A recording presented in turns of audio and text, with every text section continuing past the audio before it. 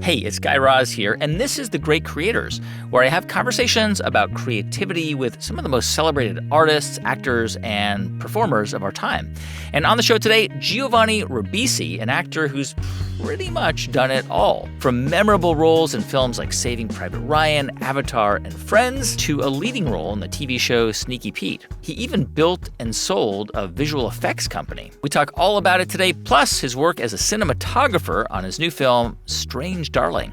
Giovanni and I are actually exactly the same age, and we both grew up in LA, so we started our conversation right there. I miss that era, like growing up in the 80s. Like, it was just, there was something really special about it. And, Stranger Things has captured it a little bit, but we got things that, like our kids, just my kids, they do have a freedom, but it's just different. Like, we didn't have phones. We had our dirt bikes, and we would just go bike, and we'd go baseball diamonds. And my parents, they drop us off at the movie theater, and I would never do that to my child. I couldn't never ever in this day and age leave a 10-year-old kid at a. Even though it's so much safer statistically than it was when we were kids. Is it's it? kind of it's kind of Wow. crazy. Like, right. I'd go to the $2 cinema and movie theater, and then go like from one movie, like I'd see Rambo, and then I'd go see like some other like Predator or something, something else and something else, and then we'd go to the park and we'd just do stupid stuff and like. We saw Commando in the Sherman Oaks Galleria, where they shot that movie in that Galleria. And so we were like, oh my God, this is like right outside. I remember Alyssa Milano in that movie, and and my dad saying, "Oh my God, he can smell him," and I was like, "Oh, that's so cool." I mean, so you grew. I mean, you were kind of like me, but even more so, you kind of more marinated in this world. Like, we grew up in LA. It was, and you grew up, I mean, your dad was a musician. Yeah. And from what I understand, like, you really wanted to be an actor from the time you were a little kid. Yeah, I mean, that was a lot of it was that. I think it goes back to my grandfather, who, if he wasn't a doctor or a surgeon, he would have been a filmmaker, because he was just a diehard fan. I mean, you would go into his closet, and it felt like there were 2,000 VHS cassettes of just all the old films, and he had an eidetic memory, so he could remember. He was just a huge fan. Wow. And he shot a lot of Super 8 footage of himself in the Korean War. Wow. When he was in the original MASH units in North Korea. And so I think it comes from that. And then also, I believe, I was told this, but I was so young, I don't remember it, that my first film was Star Wars. And so growing up in Los Angeles during the blockbuster era, when movies went from, it's a big industry, to holy mother of God, it's just massive.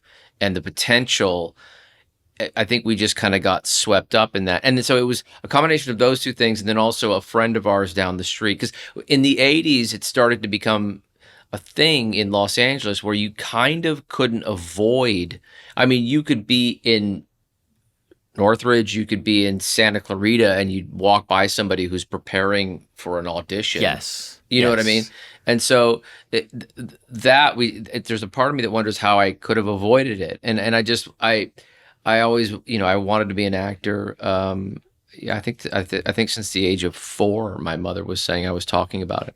Yeah, I mean, it was, and as you say, it was all around you. Like, my high school, like, Kirk Cameron went there for a period of time. His sister was there, and that's like, so cool. But like, we all had this that part of that world, and so when because I know your dad was a musician, right? But you didn't come from a acting fan. I mean, I don't, because so many of the people who've been on the show, it's kind of like Division I athletes. If you look at most Division I athletes, their parents were athletes or professional players. Like, and this, it's pretty similar in Hollywood. Like, a lot of great actors, their parents were actors or filmmakers. And it doesn't mean, like, I'm not talking about this meme about Nepo babies. It's nonsense. I mean, Jamie Lee Curtis is an amazing actor, despite the fact that her parents were actors. Like, she's a great actor. Yeah. But but it makes sense. Like genetically, maybe like the code that you're encoded with this ability to do it. And you really were the first one in your family, I think, right, who wanted to pursue this. Yeah, pretty much. A lot of that goes back to my mother and her dedication to her kids, and she is and was a wild lady. I was talking about telling somebody about her about my parents' wedding photos, where my mother's hair dryer broke, and so they're both standing there elated, and her hair is just like, and my dad, and it sort of says so much about who she was. You know, she got her master's degree in Berkeley in the 60s. She's 82 years old and doing yet another art show. That's a big deal for her, for everybody downtown. And she's just an amazing woman, but she took all of that energy and really focused it into her children. So that said, when this guy down the street got an agent, and then he introduced my mother and me to his agent, I was a child actor. I remember my mother would pick me up from school at 2:30. We'd drive to Culver City, to the Valley. To the Universal. Yeah, exactly. Mm-hmm. Back to Culver City, Hollywood. And on the average, it was 5 auditions a day. And not only that, she's dealing with the agent, and it was, and you'd show up, and every child actor in Los Angeles was there simultaneously. And so you got to know everybody, and it was a thing, it was that and her devotion that I think helped me bridge into, and to answer your question about, not having any, but it was really her effort. And I'm always indebted to her for that, for the work. I mean, she worked so hard. Yeah. I mean, it's hard on the parent, but it's also hard on the kid, right? And we know the stories of so many. I mean, I was listening to Ron and Clint Howard's autobiography about being child actors, and it's amazing to listen to that, because like he was among, he wasn't even the most famous child actor at all. There was like Jerry Mathers and the kid who played Dennis the Menace and the kid who played, all these child actors, and most of them really had a troubled sort of early adulthood, and then some of them didn't make it. They overdosed and whatever. Sure. And somehow Ron Howard managed to, emerge from it and obviously have a second life as one of the greatest directors. Yeah. You had this very early opportunity to, you were on the new Leave It to Beaver, and that's right. And you say Jerry Mathers. I was going to say, oh, yeah, that's right. The correlation there. It was also, by the way, the Trouble with Harry. He's the kid in The Trouble with Harry, which I think was the spawn of, that was probably how they discovered him for the Leave It to Beaver show.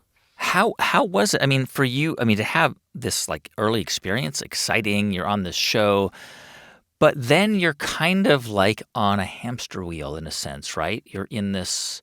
Yeah, that's really interesting. So that was an interesting thing. That was my. I think I've been auditioning for probably about 6 months. I was 10 years old, and I remember it was still to this day the most intensive audition process or round I've ever been through, where we were called back 6 times, I remember, which is never, that never, usually, for anybody, it's like you send in your tape and at this point, it's like yes or no, or maybe they'll work with you, or have you, it's a callback. Called back 6 times. And then at one point, it was me and the other kid who ended up getting the role of Jerry Mathers' son. It was me and the other kid, and they were bringing us in and out of the room and in and out of the room for, I think, half of the day. And then he ended up getting the role, and it was interesting because essentially the question is why I don't have a crack pipe in my hand right now. It's a version of that, yeah. Right. Yeah. Well, what it really comes down to my parents and the value that they. It's going to sound so cliche, but the value that they put on family, and really being there, and not just being there, but like if there's an issue, they're interposing themselves in a way where it's kind of like we are not going to let this ship steer its course. We absolutely had the proverbial knockdown, drag out arguments about things, and I didn't want to. I was 17, or I was 15, and I didn't want to do it anymore. And you don't want to do it anymore because why do you remember? My quick answer to that, which I actually don't think is glib, is and having gone through raising a teenager at this point, that I think when you are in that phase of your life, a teenager, I think that you have to emancipate yourself. And I think that there's inherent, not literal, not physical, but maybe sometimes it is, I don't know, but there's violence in that. But it's part of just, it's developmentally appropriate. It is. I think it's just a natural thing. So it was kind of like anything that my parents encouraged me to do or wanted me to do, I was just into my own thing, and I needed to assert that. And then from there, a friend of mine who I really looked up to, a guy named Lightfield Lewis, who is a genius. The guy is just an amazing person. Said, "Hey, have you ever seen or looked at Marlon Brando?" How old were you when he said that? I was 16 years old. Mm-hmm. He was. I think he's 3 years older than me or whatever, but he was always running around making movies and like just, rebellious and crazy and amazing. And his sister is an incredible actor, Juliette Lewis. Yeah, of course. His dad, Jeffrey Lewis, who we lost a couple of years ago, is an amazing actor. The biggest inspiration for me in my acting. And so he sat me down in this room, and he made me watch Streetcar Named Desire, and it was like a lightning bolt. It was a lightning bolt because you were like, "This is different. This is a different thing I'm seeing." No, I mean, I had never seen anything like that much charisma, that much reality. That it was a guy living in a story, living in a story in a bubble where everybody else was amazing in that film. Obviously, I mean, it's who am I to, but this was there was something extraordinary that I'd never seen before, and like, wow, that's possible. And so then from there, I got into an acting class because there was somebody else who was in and I sought out, and it was the beginning of this lifelong, and I still aspire to that. Knowing that that'll never be me, but still, reach for something to that degree. Essentially method acting, right? Yes. But then there's a lot of that has a lot of baggage. It's almost become a pejorative word, or phrase. But personally, I was talking to a lot of people, and they were talking about like what they were asking me what my favorite project was to work on, and this flash in my mind. This is like yesterday, right? This flash in my mind came where I would. It's sort of a category, really, where when I was coming up and in my 20s, in the 90s, I mean, you have like Martin Scorsese, who just made Goodfellas and Cape Fear, and he's making movies with one of the great actors, Leonardo DiCaprio, and it's that on one end of the spectrum. Paul Thomas Anderson is emerging in 1997, I believe, Steven Spielberg, and all of these amazing things, and you have this resurgence with method acting, and it was really about this thing where, like, for instance, I'll say that we did Saving Private Ryan, right? Mm-hmm. We did the boot camp, which we talked about a lot. I mean, that was kind of like the whole thing with it was one of the most extreme things I've ever done in my life. I mean, I don't think we slept once for 2 weeks. You literally went to a boot camp to prepare for the role as Doc in Saving Private Ryan.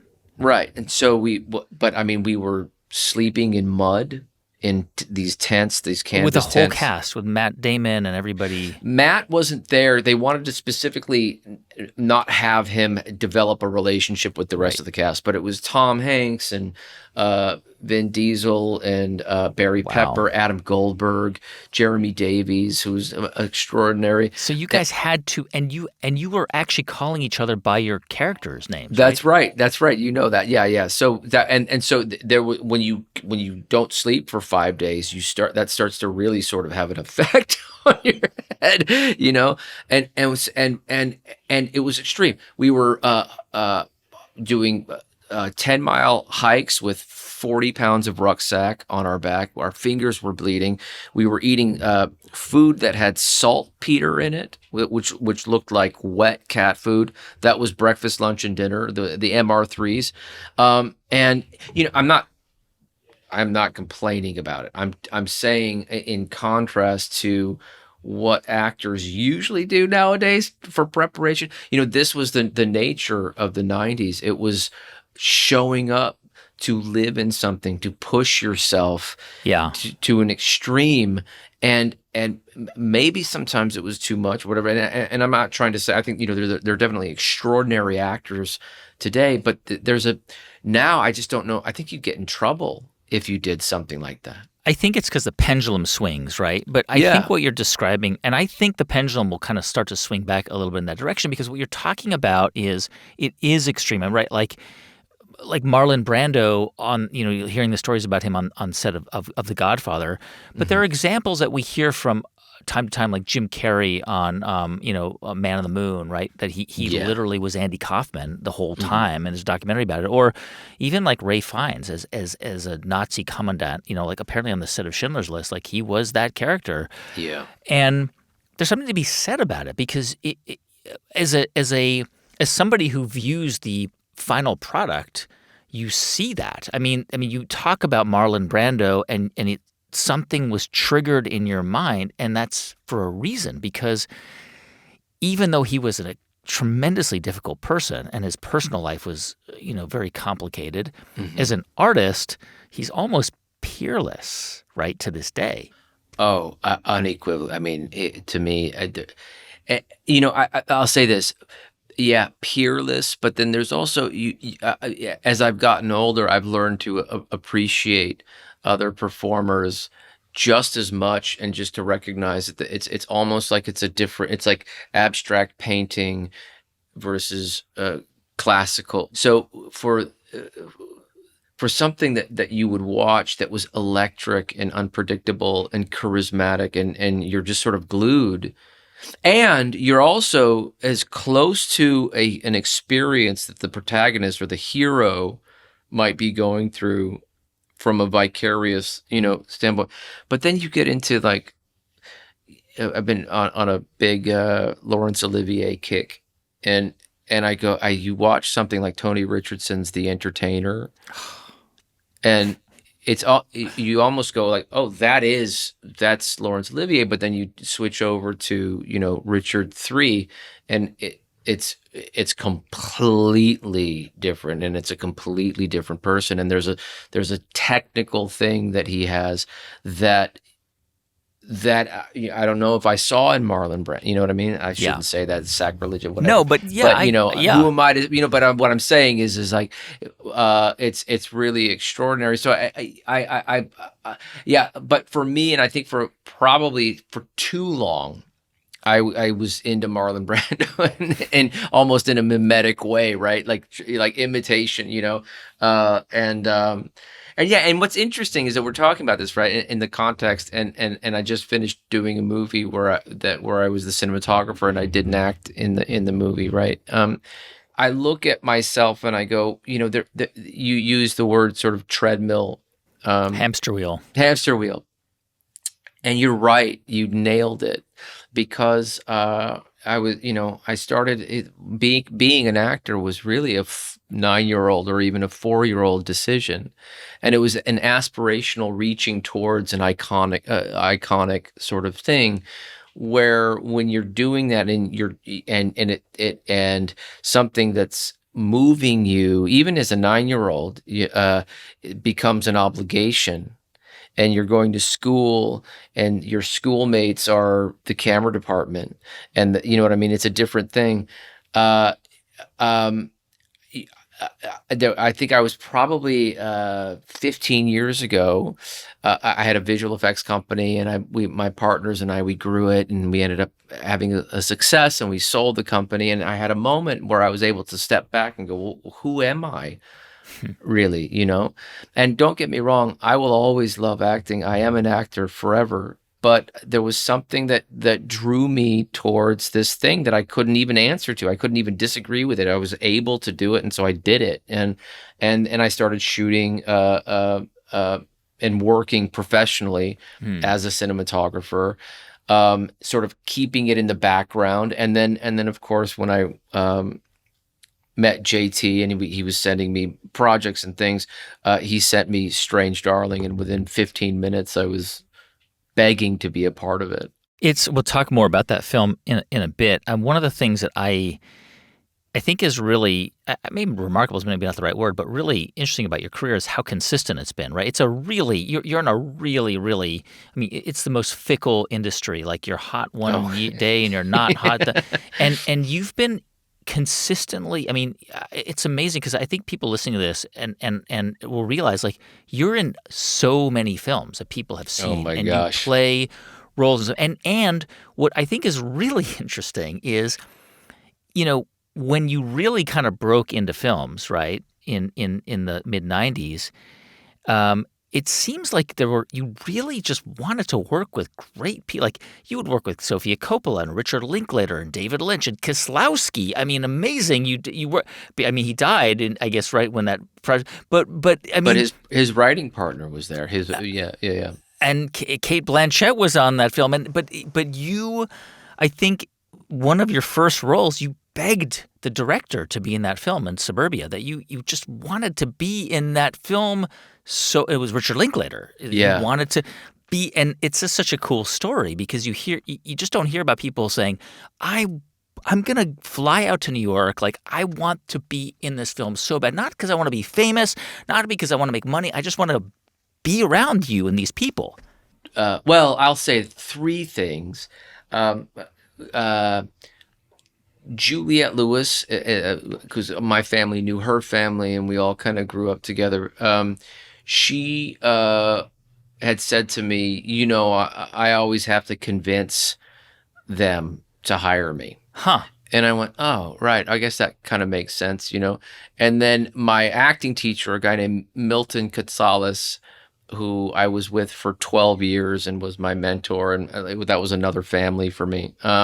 He always said, it's not over till you say it's over. And so that was meaning, like, as far as getting a job. And that was a big thing for him. A big part of that school was about how you get a job. And then I'm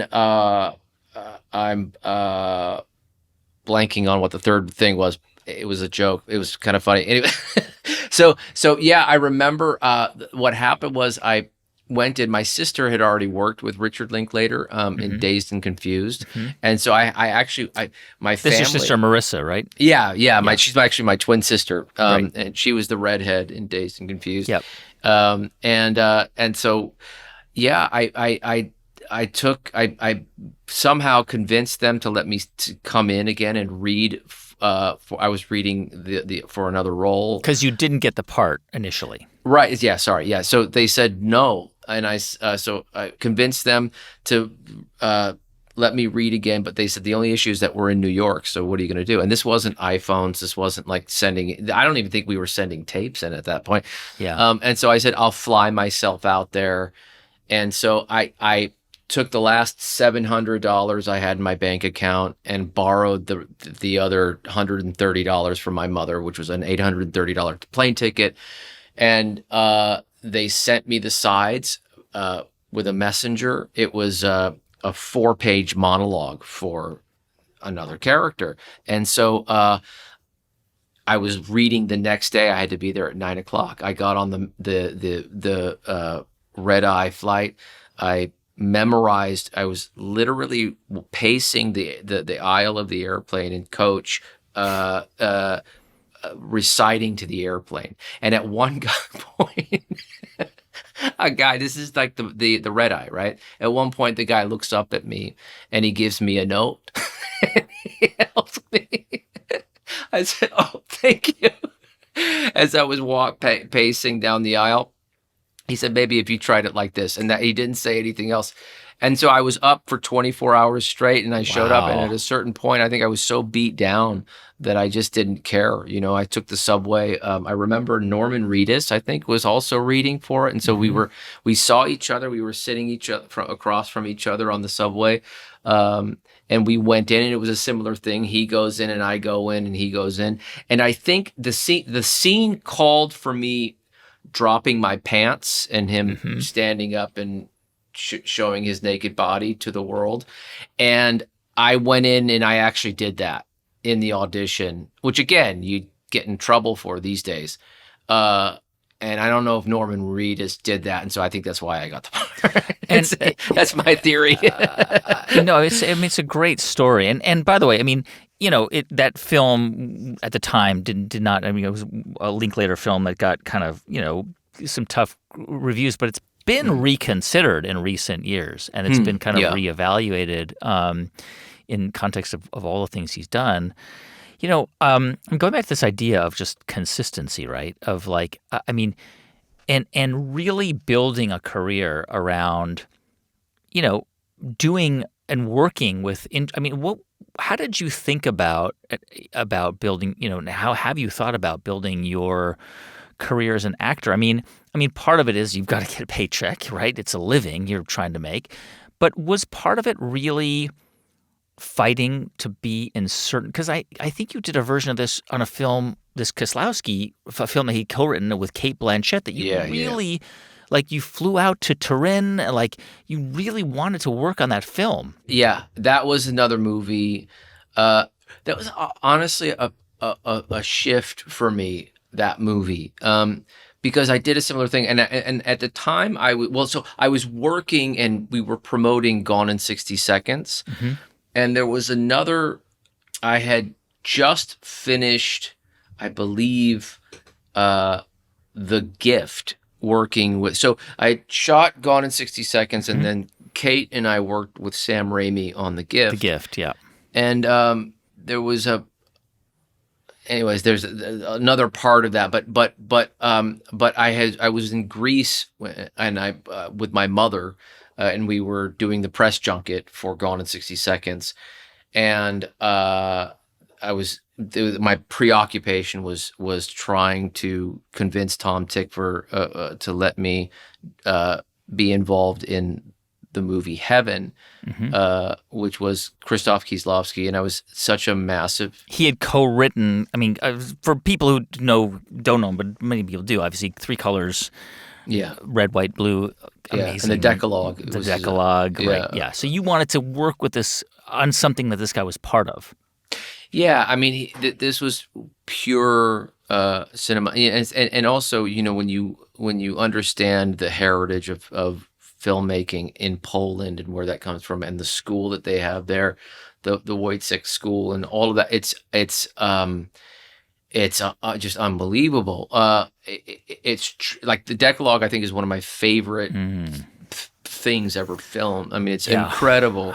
What was that one that it was about the young man who had been put to death because, right, he was like a young criminal. Anyway, and I just remember scenes of him smoking cigarettes in jail, and oh my god, it's basically the Ten Commandments, and Ten Commandments. That one was murder, right? Murder, that right? Yeah, yes.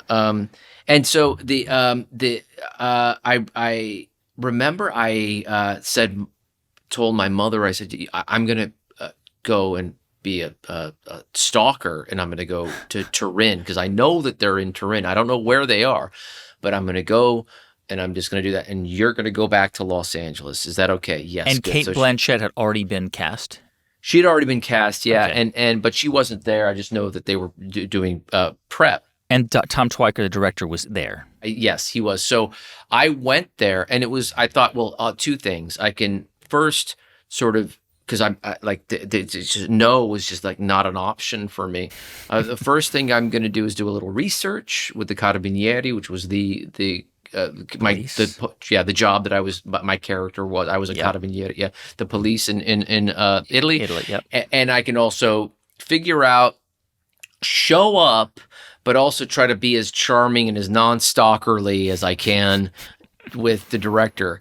And so somehow I think it was a cell phone. I think he had a cell phone, and I called him because I got his number for, I mean, I'm already just, and we happened, and this was a total coincidence, and I really mean this. We happened to be in the same hotel, and he was in the lobby. I was upstairs from him. And so I came downstairs, and then I think ended up going home, and through, it was just purely because I think I was able to convince him that I wasn't a stalker, that I was just truly passionate about his movie, that he wanted that energy on his film. And that was, I think, one of the main reasons he hired me. And then it proved to be one of the most difficult things I've ever done. I sort of lost during the production on that. Because I had to learn all this Italian, and I was trying to do it. I had to be Italian, and it was speaking Italian with an Italian accent. And your grandfather, right, was Italian, or your great-grandfather, like from Italy off the boat? My great-grandfather, who I never met, but we were definitely a California family. I mean, I'm actually more Irish, German, Jewish than I am Italian, but even though your name is Giovanni Ribisi, right? But we figure because Italian blood is like vampire blood, so you like once you get a drop, you're basically you're good to go, a vampire. Yeah. So you get there and you So then he hired me essentially for that. I got there.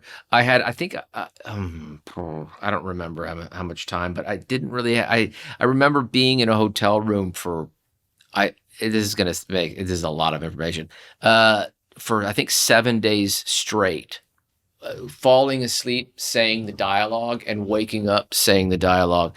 And I went a little cuckoo bats during that movie. How so? Just stressed. It was like I was having a little bit of just the workload. I think I went, oh wow, now we got to really do this. And it was an interesting thing because it was also, he was a carabinieri, he was a translator, the character that I was playing. And so I was following along an interrogation, translating for Cate Blanchett's character, knowing her rhythms and listening to that. But I will say this as well. We also had an amazing experience, I think, for me, which was during the rehearsal period, that Tom Tykwer was really wanted. So I think it was probably for about 2 weeks that it was basically the three of us, and we were sitting in a room together and really exploring this material. And again, this is something that I feel in the context of convenience psychology and zeitgeist and phones and all that the notion of I'm going to have a real human connection with this person, and we're going to film it, right?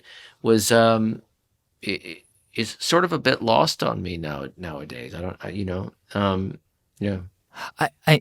Hearing you talk about that film, and knowing that you were trained by this guy, Milton, who sort of in this kind of approach to acting, I think, you really did apply this to the characters. Like, you spend time with the people that you are portraying. Like, and this is not uncommon, right? But sort of walk me through how you, whether it's being a carabinieri, an Italian cop, or a guy in a illegal Wall Street boiler room, like you do or in New Orleans, I think you played this kind of drug trafficker, right? And so how have you traditionally tried to kind of embody the character?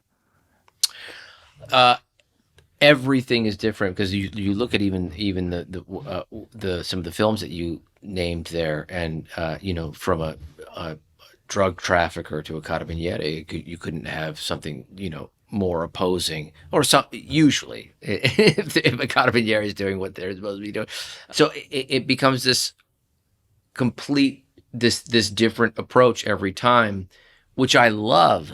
You have to really kind of take a couple of weeks and go, how am I going to approach this, and who am I going to talk to, and that's one of my favorite things about that, and is the different worlds and the different lives that I think that we are obligated to explore and be truthful to and be faithful to, and then also interpret, right, without judgment. And so I because in a way there's this expression with acting where right or wrong, and most stories, whether they want to admit it or not, are about morality, right? Right or wrong, the character's always right. Yeah. Right. And so there's meaning, there's a reason that they have in their mind that they are trying to solve in order to induce a certain kind of behavior, I guess. Right. And so this is for me as an actor, what is really fascinating. And I think it's also the idea that whether it's true or not, that you're trying to convince yourself that you're having an experience, so that when somebody goes to the movies nowadays, and for me, it literally comes down to this, where like I'm not feeling gypped.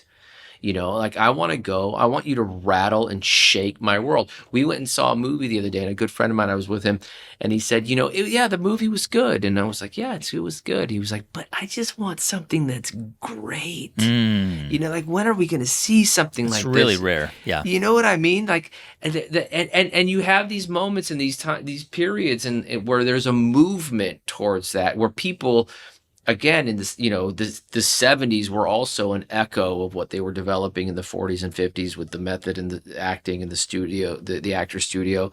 And so it was the 90s that, the group of people that I knew, that was a big, huge deal, until it became, people laughing and pointing and making fun of that stuff.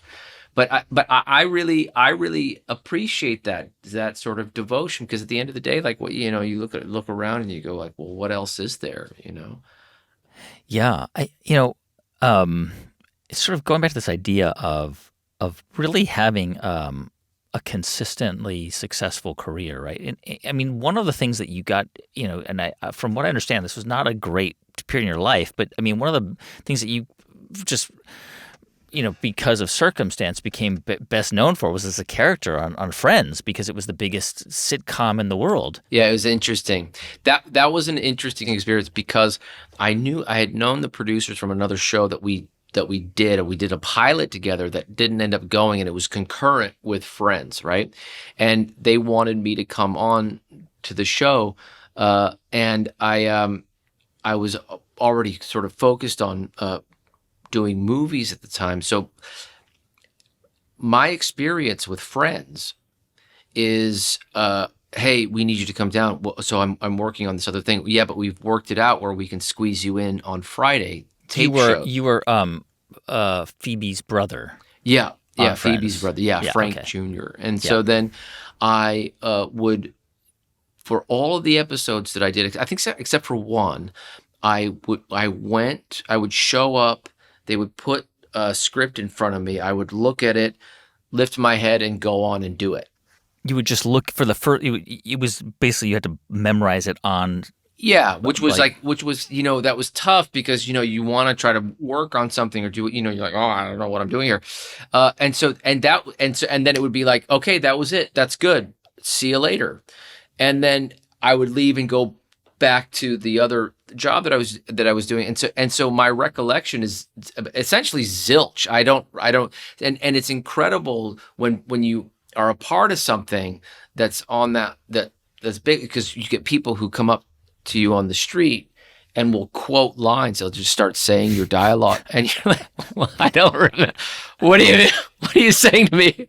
And yes, and it's true. So that's sort of my experience with it. But I will say the other part of that is what was really cool about that experience was coming in as a total outsider to this group, and you'd see the cast and they'd be doing, and the magic. You knew that there was an incredible dynamic between all of them, them and the writers and producers. That is a rare thing that really should be cherished, I think, in this day and age in this industry. Another series that you became really well known for was Sneaky Pete. Oh yeah. And one of the things that I'm curious about is that, with all of the acting and all the roles that you've done, you've also, you've also kind of veered in totally different directions, like cinematography with this film, production. I think you got really into CGI when you were cast in Avatar and actually did some work on the technical side. You directed music videos for Jonesy, who actually has a new record coming out now. Yeah, he's incredible. Tell me a little bit about, there's a lot of different sort of strings here. We can pursue one or all of them, but was there a point when and did it happen early when in your acting career where you thought, this is fine and interesting, but this isn't quite totally fulfilling. Like, it's not really everything I want to do and be. Yeah. So the honest answer to your question, which I think is, correct me if I'm wrong, is this sort of like wrestling with acting a little bit, because this is a livelihood for me, right? And being an actor from the age of 9 or 10 years old, and it's not like this for everybody, but part of the job of being an actor is humiliation, right? Yeah. And this is what audiences pay to go see. Like, if you look at what's happening with the hero's journey, not always, not for every character, but it's at least minimally a vulnerability, right?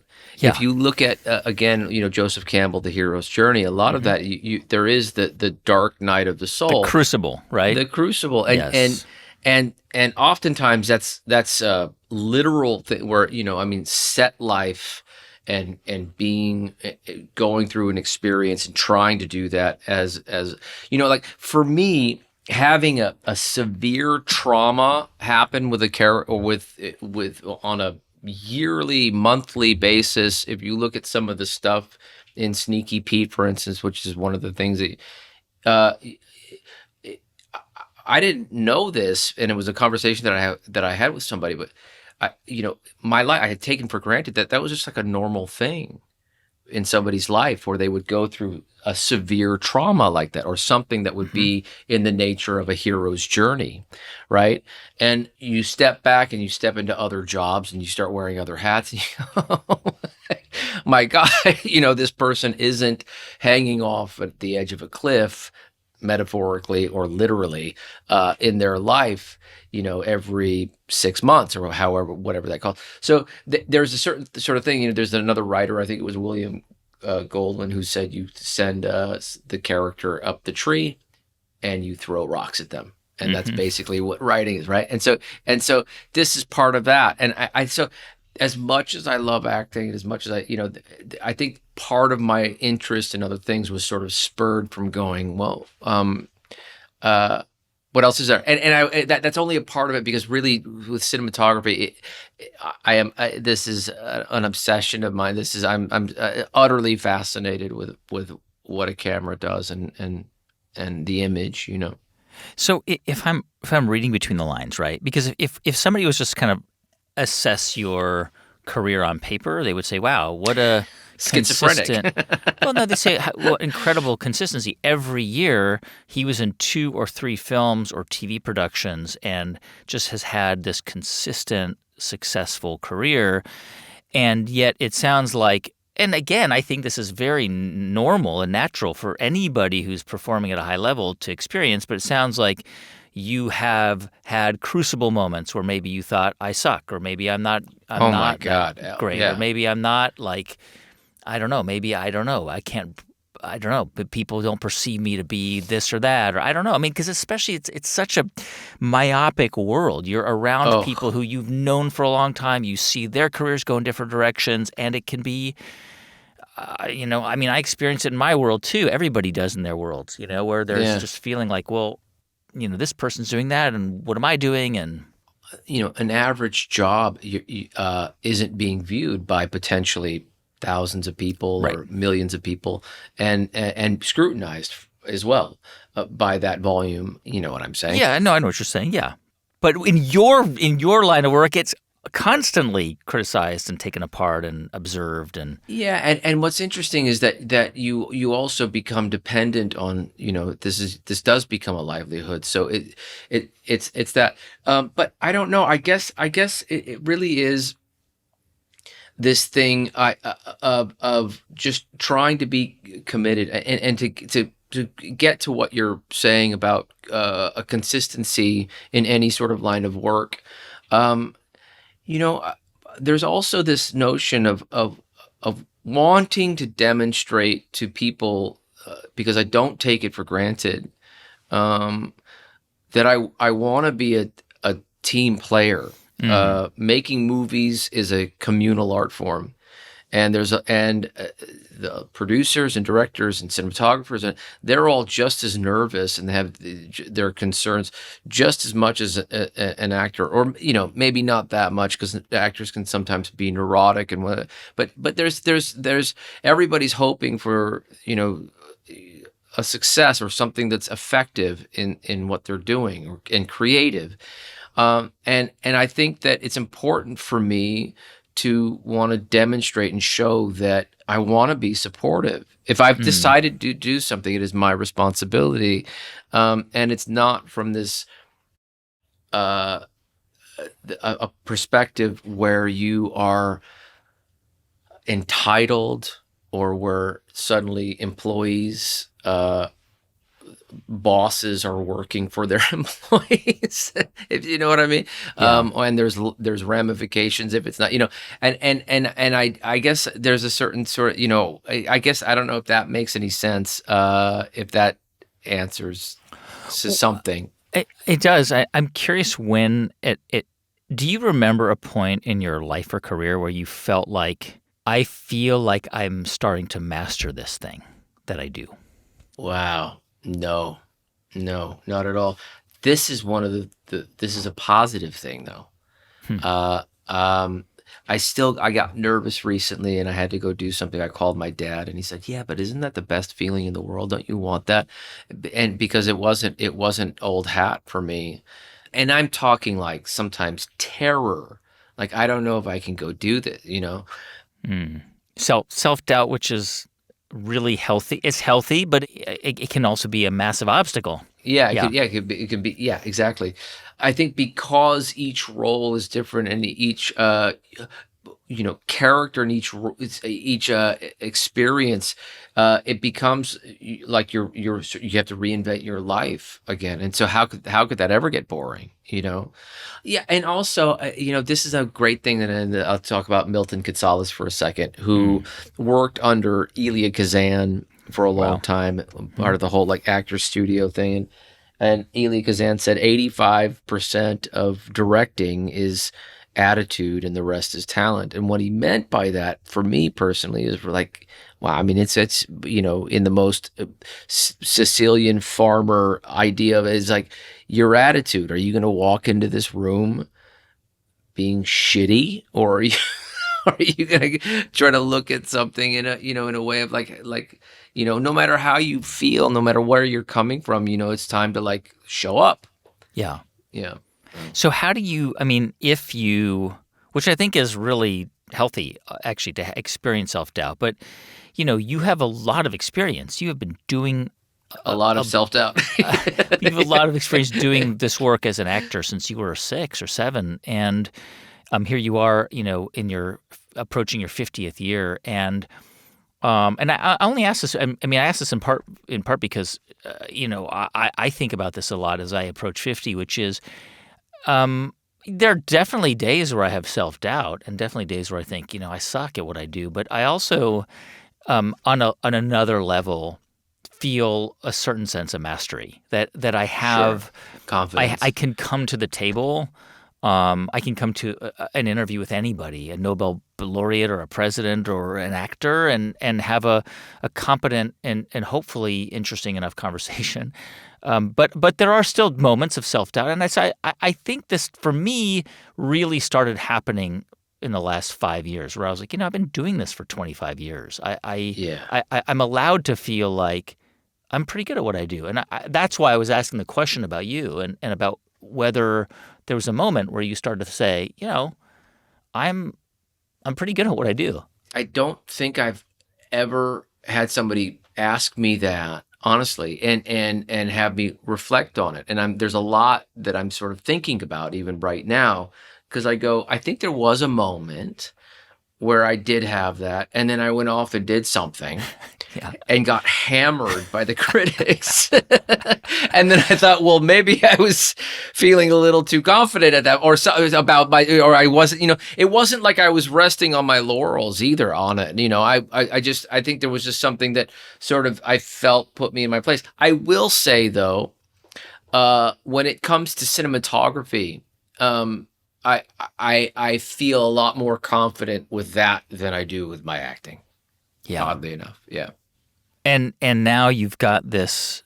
As we speak, it's about to be released, but when this airs, it will have been released, which is this film that you are not an actor in. You are the cinematographer. You're a producer. Strange Darling. It's a really. It's just a very. We can't talk about it too much because there's so many twists. But basically, it's about a serial killer, and it's divided up into different chapters. Yeah.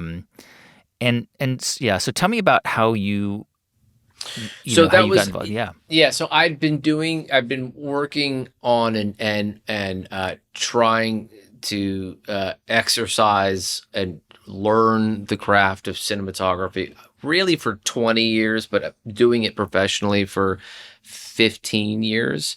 And as I was saying before, I had a visual effects company that I went to school for visual effects, for computer graphic imaging, and for a long time, and then started this company. And so I think one of the things, and I think this is also what sort of distinguishes these other interests from acting, right, is that acting is a thing where you approach something sort of from a subjective point of view, or at least the training that I had, and then you try to realize it in an objective way. And for that you have people that lean more towards the prior, or you would think, maybe he would completely disagree with me if he was alive today and saw this, but more towards the prior with Marlon Brando, where it's a subjective thing and it's just experience internal, and then the other side of the spectrum would be Laurence Olivier, or someone like who has more of a technical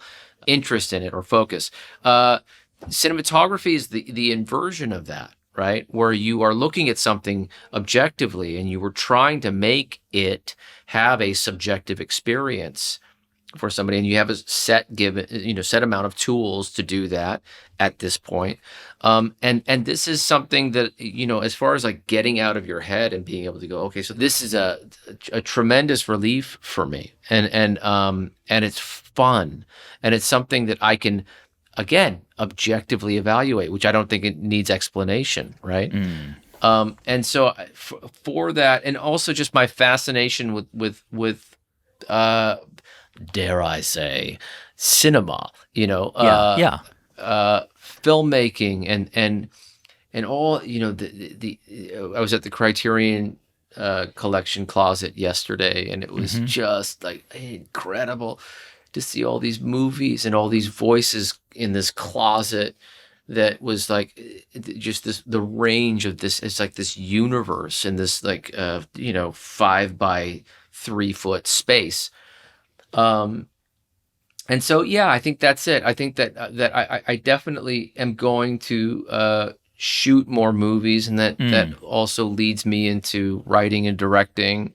And these 3 projects that I've been working on for 7 years now, and developing and wanting to just sort of like get do that. I mean, I know you've directed some television episodes and For Sneaky Pete, and also some videos with Mm-hmm. Jonesy and Elizabeth Fraser. Which, wow, I mean, what an incredible voice, Cocteau Twins. Yeah. I mean, and I wonder. I mean, do you, given your love of cinema, right, and you're a student of cinema, and you've worked with some of the greatest directors. I mean, is that something that you want to do? Do you think that maybe you want to try and direct a film, a feature? Well, 1,000%. What was interesting was as I was developing these ideas, and to be, from a creative standpoint and a contextual standpoint, and you saw it in certain filmmakers, and then certain filmmakers that where they were just disagreeing, and you could see that, they had figured something out in their lives, like a Paul Thomas Anderson, who seems to really not care about any context. I think he does, but he just is focusing on what he has to say as a filmmaker, and one of the great geniuses of our industry. But you have a big focus on COVID and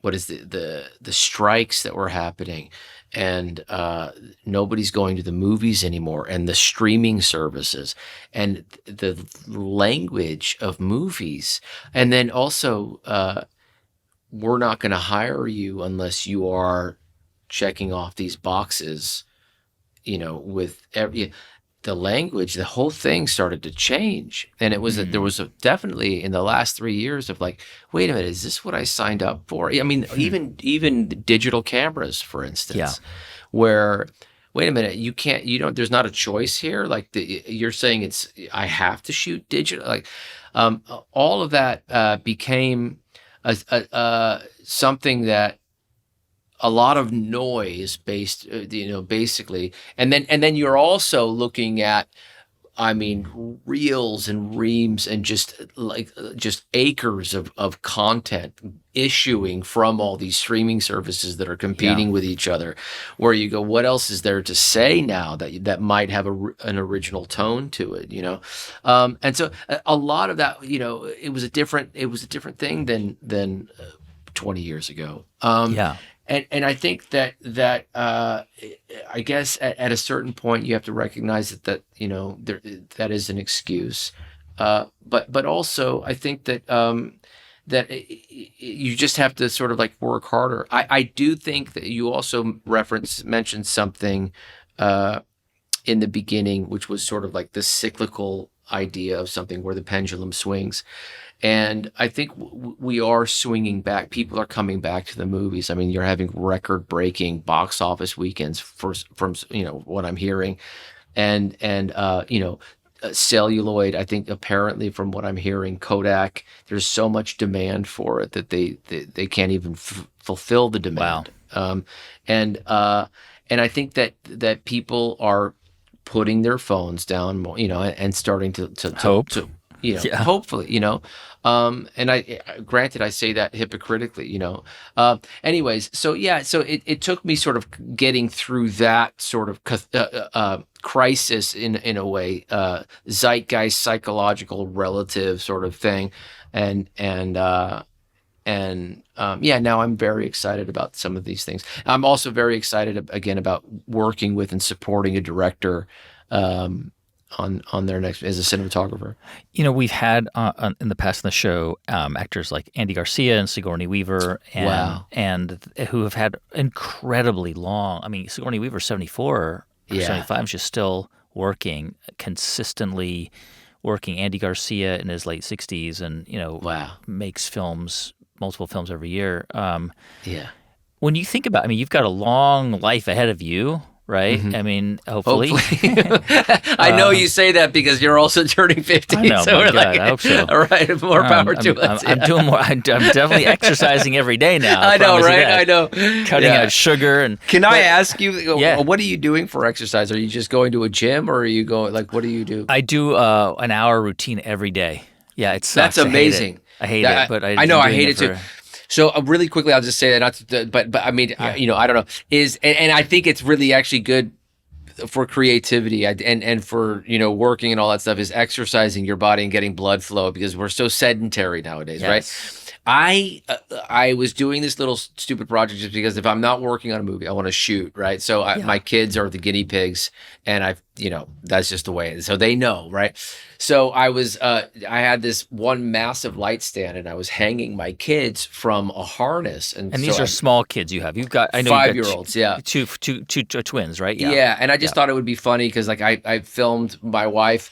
She kind of does. She was just ignoring me, but she was like walking around the house, and I sort of included her in this one movie that we were doing, and she's just ignorant to the fact that these guys, I'm making them levitate in this thing. And so I got a harness for the kid and for my son. Yeah. And he said, "What's this?" I said, "Oh, well, people use this for rock climbing." He like turned like the Exorcist. "I want to go rock climbing." Yeah.